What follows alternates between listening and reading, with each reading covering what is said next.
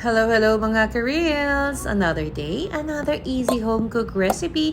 Gawin naman natin tong pork shrimp cabbage rolls. Madali, healthy, at kayang-kaya mo tong gawin para ka lang gumawa ng lumpia with a twist. Instead ng lumpia wrapper ay cabbage or pechay bagyo ang gagamitin natin na pambalot. So yun na nga at imekos-mekos lang natin ang lahat ng ingredients, pork, shrimp, ang mga pampalasa, itlog, flour, at sesame oil hanggang sila ay mag-well incorporated at i-ready na natin ang ating pambalot, ang ating cabbage.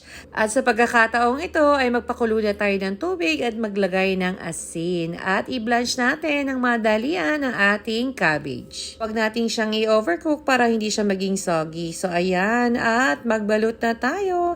I-spread lang natin ang ating cabbage. Ilagay ang 1 tablespoon ng karne or depende sa dami ng gusto nyo ilagay. So ayan, pag nakapagbalot na tayo ng marami, ay ilagay na natin sa ating steamer at i-steam natin ng mga 15 to 20 minutes hanggang siya ay maluto.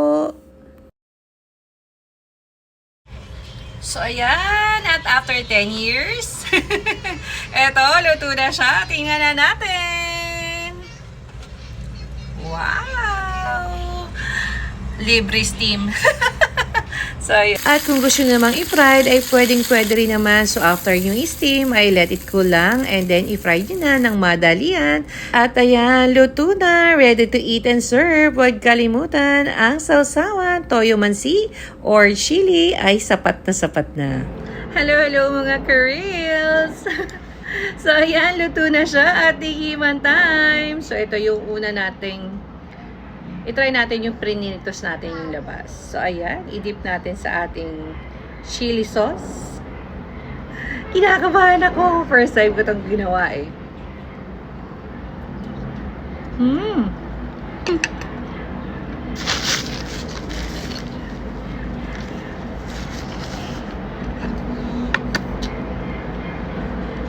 Yan pala yung subo ko.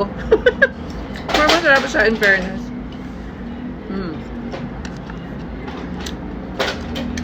Try naman natin tong steam lang.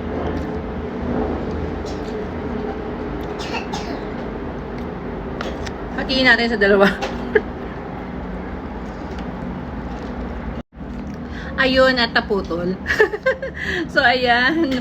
Nakagat ko na siya at ito yung loob niya. O, diba? Parang mas gusto ko yung steam lang.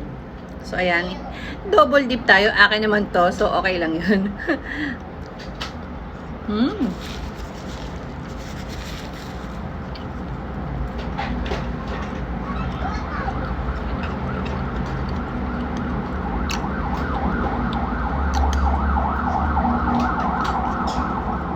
In fairness, masarap siya.